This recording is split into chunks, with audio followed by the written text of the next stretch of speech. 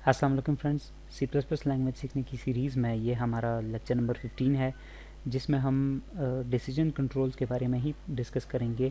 Last video में हमने if जो स्टेटमेंट है या इफ़ जो डिसीजन कंट्रोल स्टेटमेंट है उसको हमने डिस्कस किया था, जिसके तहत हमने ये कहा था कि अगर हम कोई सिंगल हम कहते हैं कि अगर ये काम हो जाए, मतलब कोई कंडीशन है जैसे x लेस देन 5, तो अगर मैं कहता हूँ कि अगर x की वैल्यू लेस देन 5 है तो कुछ ब्लॉक ऑफ कोड जो है या कुछ जो हमारे पास स्टेटमेंट्स है वो एग्जीक्यूट हो जाए, ठीक है। लेकिन अगर वो कंडीशन फॉल्स हो जाती थी तो उसके लिए हमारे पास कुछ नहीं था, बस सिंपली उसको इस ब्लॉक को इग्नोर करके आगे ट्रांसफ़र हो जाता था। लेकिन जो इफ़ एल्स स्ट्रक्चर है ये थोड़ा ज़्यादा जो है हमारे पास फ्लेक्सिबल है। इसमें हमारे पास फॉल्स होने के लिए भी अगर हम कुछ करना चाहते हो तो उसके लिए हम एल्स को यूज़ करेंगे, ठीक है। तो चलिए कोड ब्लॉक्स पे इसको जो है समझ लेते हैं ताकि आपको रियल एग्जांपल से इसकी समझ आ जाए। मैं पुराना ही एग्जांपल जो है पिछली वीडियो का ही एग्जांपल यहाँ लेके चल रहा हूँ। वही है कि अगर हमारे पास कोई नंबर आता है और हम कहते हैं कि अगर वो 0 से ग्रेटर है तो हमारे पास ये मैसेज आना चाहिए, लेकिन हम अब मैसेज को थोड़ा चेंज कर लेते हैं। मैं क्या कर लेता हूँ, मैं यहाँ पर 2 मैसेजेस टाइप कर लेता हूँ। मैं कहता हूँ कि एक मैसेज होगा जो प्रिंट होगा कि यहाँ से मैं इसको हैंडल यहाँ पर, हाँ, तो मैं कहता हूँ कि अगर हमारे पास x की वैल्यू ग्रेटर देन 0 हो जाए तो हम उस केस में कहना चाहेंगे कि नंबर इज़ पॉजिटिव, ठीक है, नंबर इज़ पॉजिटिव, ठीक है। और अगर फॉल्स हो जाता है तो हम कहना चाहते हैं कि नंबर इज़ नेगेटिव। यहाँ पर मैं इसको कर देता हूँ नंबर इज़ नेगेटिव, ठीक है। लेकिन फ़िलहाल अगर हम इसको रन करेंगे तो इफ़ अगर ग्रेटर देन 0 तो ये वाली स्टेटमेंट चलेगी और ये तो लाजमी चलेगी। लेकिन हम क्या चाहते हैं कि ये ऊपर वाली स्टेटमेंट ट्रू होने पर चले लेकिन नीचे वाली स्टेटमेंट फॉल्स होने पर चले। तो इस चीज़ को गेन करने के लिए हम यहाँ पर एल्स की स्टेटमेंट यूज़ करेंगे। लेकिन याद रखें, इफ़ के बगैर आप एल्स को यूज़ नहीं कर सकते, लेकिन एल्स के बगैर आप इफ़ को यूज़ कर सकते, जैसे हमने पिछली वीडियो में यूज़ किया था। इफ़ अकेले एक स्टेटमेंट है, लेकिन ये जो एल्स है ये अकेले एक स्टेटमेंट हम यूज़ नहीं कर सकते। एल्स हमेशा इफ़ के बाद ही आएगा, ठीक है, मतलब उसके पीछे एक इफ़ की कंडीशन लगी होगी तो तब ही हमारे पास एल्स वर्क करता है, ठीक है।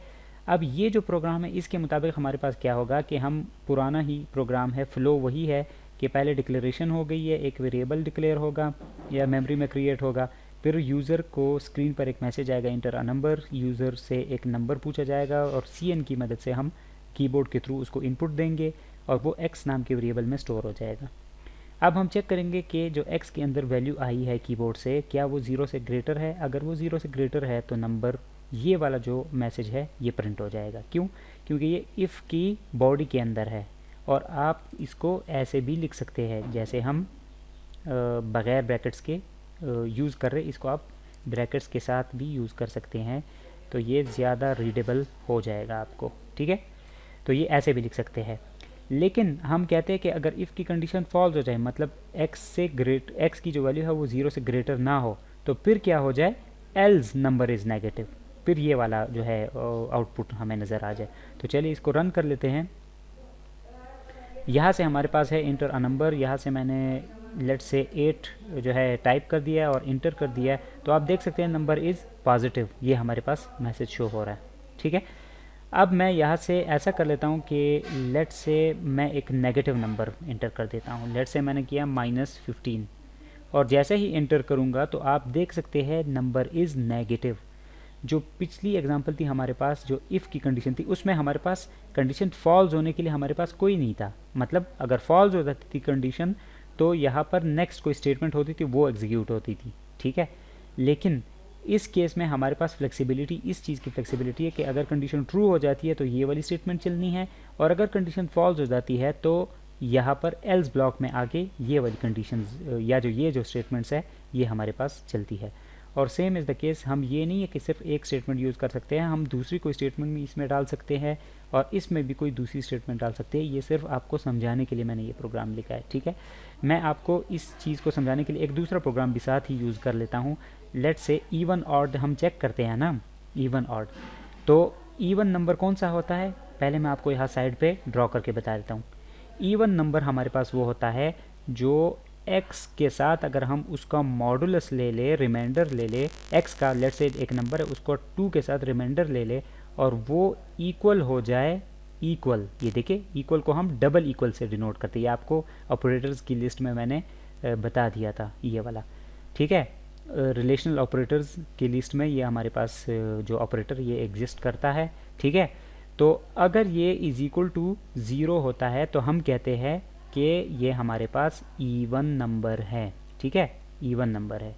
कौन सा इवन नंबर है? अगर हमारे पास कोई नंबर है उसको हम 2 पे डिवाइड करते हैं और रिमाइंडर हमारे पास 0 आ जाए तो हम उसको इवन कहते हैं, ठीक है। तो रिमाइंडर चेक करने के लिए हमने एक स्टेटमेंट पढ़ी थी मॉडुलो, एक ऑपरेटर पढ़ा था मॉडुलो ऑपरेटर, जिसको हम ऐसे परसेंटेज वाले सिंबल से डिनोट करते हैं, ठीक है।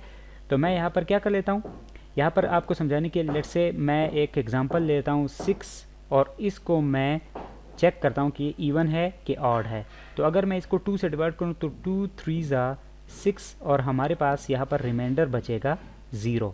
तो मैंने अभी आपको कहा है कि जिस नंबर का भी 2 पे डिवाइड करने पे रिमाइंडर 0 बचता है तो हमारे पास वो इवन नंबर होता है, ठीक है। तो हम ये वाला प्रोग्राम भी यहाँ पर टेस्ट कर सकते हैं। लेट्स से मैं यहाँ पर ये जो कंडीशन है इसको अब मैं चेंज करूँगा क्योंकि मैं ग्रेटर देन के लिए नहीं, मैं चाहता हूँ कि x का मॉडुलस 2 अगर बराबर हो जाता है 0 के, ठीक है। मैं यही तो कह रहा हूँ कि x का अगर रिमाइंडर 2 पे डिवाइड करने से 0 आता है, इक्वल टू 0 हो जाता है, तो मेरे पास ये कंडीशन ट्रू मानी जाएगी, ठीक है, क्योंकि दोनों इक्वल हो जाएंगे, ठीक है। जैसे अभी हमने 6 के लिए किया था, 6 मॉडुलो 2, इसकी जगह पर क्या आ जाएगा 0, ठीक है।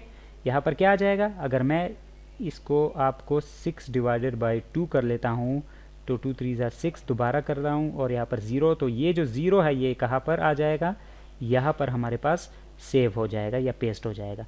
अब 0 इज़ इक्वल टू 0 कह रहा है कि 0 0 के बराबर है, तो ये ठीक बात है। तो ये इफ़ की ओवरऑल कंडीशन जो है ये हमारे पास ट्रू हो जाएगी, मतलब 1 हो जाएगी क्योंकि दोनों इक्वल है। तो अगर ये इक्वल है तो ये वाली कंडीशन चलेगी, मतलब अगर इवन नंबर है, ठीक है। और अगर इवन नंबर नहीं है तो फिर एल्स वाली कंडीशन चलेगी। लेकिन हम उसके हिसाब से अपने जो स्टेटमेंट्स है उनको भी चेंज कर लेते हैं। तो मैं यहाँ पर इवन नंबर ये जो है यहाँ पर साथ लिख लेता हूँ और इसको मैं कहूँगा ऑड नंबर। तो चलिए हम अपने प्रोग्राम को अभी रन करके टेस्ट कर लेते कि ये चलता भी है या नहीं। तो जैसे ही मैं यहाँ से मैंने 6 को पहले चेक किया तो मैं 6 को आपको प्रिंट करके बता देता हूँ। तो ये देखिए आप देख सकते हैं 6 इज़ इवन नंबर, ठीक है। क्यों? क्योंकि हमने अभी समझाया डायग्रामेटिकली के मॉडुलस ऑपरेटर हमारे पास क्या करता है, रिमाइंडर को रिटर्न करता है।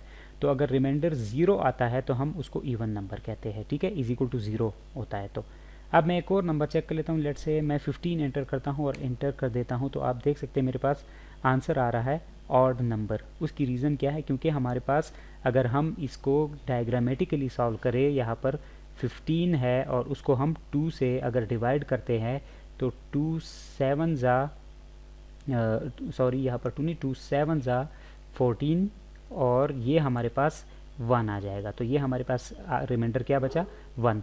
तो यहाँ पर आ जाएगा 1 इज़ इक्वल टू 0। तो ये कंडीशन हमारे पास फॉल्स बन जाती है क्योंकि 1 जो है वो 0 के बराबर नहीं है। तो ये कंडीशन नहीं चलेगी और ये जो ऑड नंबर वाली जो स्टेटमेंट है ये वाली स्टेटमेंट चलेगी। ये जो स्टेटमेंट है इवन नंबर वाली ये नहीं चलेगी। और क्यों नहीं चलेगी आपको मैंने अभी समझा दिया है, क्योंकि रिमाइंडर जो है हमारे पास 1 आता है इस केस में, ठीक है। तो इसके साथ ही हम जो इफ़ एल्स की जो हमारी डिसीजन कंट्रोल स्टेटमेंट थी वो भी एंड हो जाती है।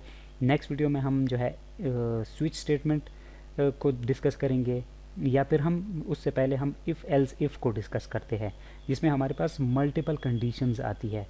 हम कई सारी कंडीशंस चलाना चाहते हैं और एक ही आउटपुट शो करना चाहते हैं, एक आउटपुट। तो उस केस में हम इफ़ एल्स इफ़ को यूज़ करते हैं, ठीक है। इफ़ एल्स इफ़ या इसको नेस्टेड इफ़ भी कहते हैं, ठीक है। तो तब तक के लिए मुझे इजाज़त दीजिए। अल्लाह हाफिज़।